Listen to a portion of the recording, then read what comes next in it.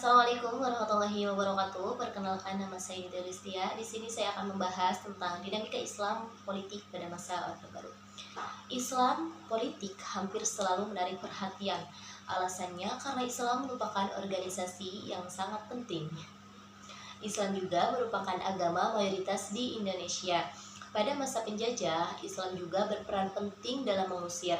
Banyak tokoh Islam yang ikut serta dalam mengusir penjajahan, contohnya seperti Muhammadiyah dan Nahdlatul Ulama. Organisasi ini berperan penting juga dalam membangun kesadaran, kemasyarakatan, dan kebangsaan di kalangan umat Islam. Harapan umat Islam ketika ingin ikut bagian dalam perpolitikan setelah ikut serta dalam pembasmian PKI tidak terwujud. Hal ini dikarenakan menurut Fahri Ahli karena ada kesalahpahaman antara kolonial yang menganggap bahwa Islam sebagai pemberontakan. Gimana menurut kalian? Benar tidak? Hal ini bermula ketika masa akhir penjajahan Jepang. Indonesia dibagi menjadi dua kelompok. Kelompok pertama yaitu Islam yang menginginkan Indonesia sebagai negara beragama. Kelompok kedua yaitu non-Islam yang menginginkan Islam sebagai negara nasionalisme. Perselisihan ini terjadi ketika sila pertama diucapkan, yaitu ketuhanan yang Maha Esa. Kelompok Islam mengatakan bagaimana jika ketuhanan yang Maha Esa ini ditambahkan dengan 7 kata, yaitu dengan menjalankan kewajiban syariat Islam bagi pemeluk-pemeluknya. Tentu saja hal ini membuat perselisihan antara Islam dan non-Islam. Nah, untuk menyelesaikan perselisihan tersebut, dibuatlah kepanitiaan dan 7 kata tersebut dituliskan dalam Undang-Undang Dasar Negara Republik Indonesia. Dengan adanya hal ini seolah-olah Islam menang. Namun kemenangan Islam berubah ketika pada tanggal 18 Agustus 1945, 7 kata tersebut dihapuskan dari Piagam Jakarta tanpa sepengetahuan umat Islam. Bentuk kekecewaan Islam yaitu memberontak beberapa daerah. Tujuannya untuk mendirikan Islam. Namun dengan pemberontakan ini malah justru membuat politik Islam melemah. Orde Baru selalu merasa curiga kepada perpolitikan Islam. Untuk tidak terlalu melihat sejarah tentang persatuan politik Islam demokrasi yang ada di Indonesia, sebenarnya dapat dilihat dari momen runtuhnya kekuasaan Orde Baru. Perubahan perpolitikan di Indonesia terjadi ketika masa penurunan penguasaan Orde Baru yang dipimpin oleh Presiden Soeharto. Ketika Orde Baru lahir, umat Islam sangat mempunyai harapan besar kepada Orde Baru. Mereka percaya bahwa Orde Baru dapat merubah perpolitikan Indonesia menjadi lebih baik dibandingkan dengan Orde Lama. Maka ketika runtuhnya Orde Lama, mereka langsung berpegang teguh atau bergandengan tangan kepada Orde Baru tanpa melihat situasi dan kondisi. Namun ketika itu ada beberapa hal yang menyebabkan antara Islam dan pemerintah tidak harmonis. Ini dikarenakan hampir semua teman Soeharto yang non-muslim. Ketika Islam ingin ikut serta dalam perpolitikan, namun di sana ada kekhawatiran pemerintah yang menjadi perbincangan utama para elit Orde Baru. Di sana lagi ada trauma masa lalu tentang isu pemberontakan masyarakat Islam di beberapa daerah. Posisi umat Islam pada saat itu mengalami bipolaritas karena dianggap tidak mendukung pembaruan.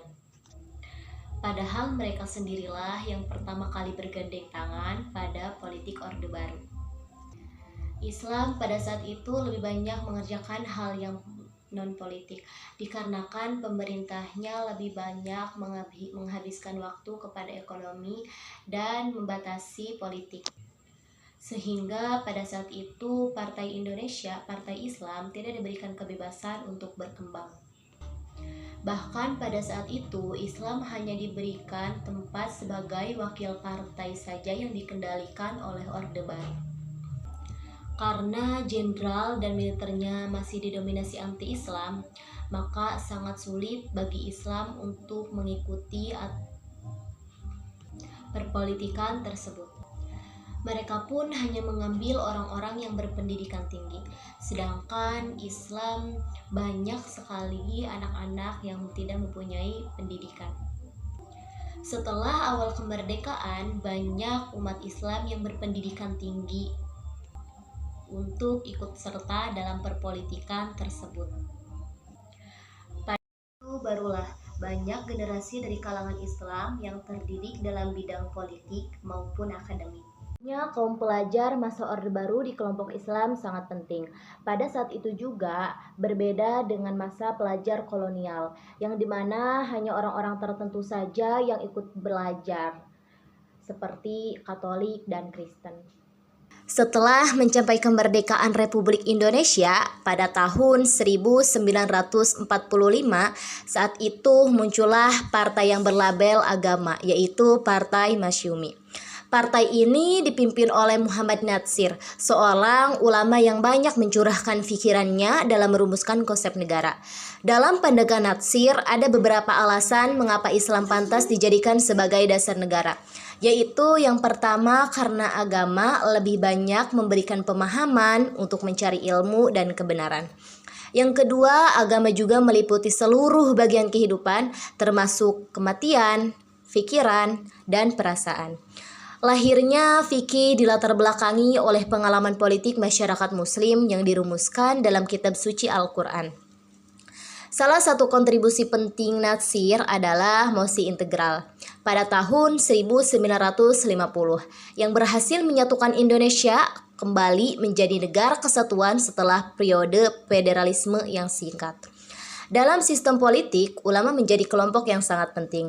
Dengan jumlah penduduk mayoritas muslim, keberadaan ulama tidak hanya sekedar menyampaikan pendapat dalam hal keagamaan, namun juga sebagai komunikator politik.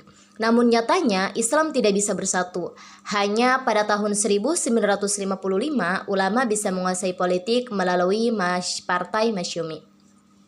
Namun setelah itu ulama hanya dimanfaatkan oleh partai politik nasionalisme. Bahkan ulama sekarang menjadi pecah belah.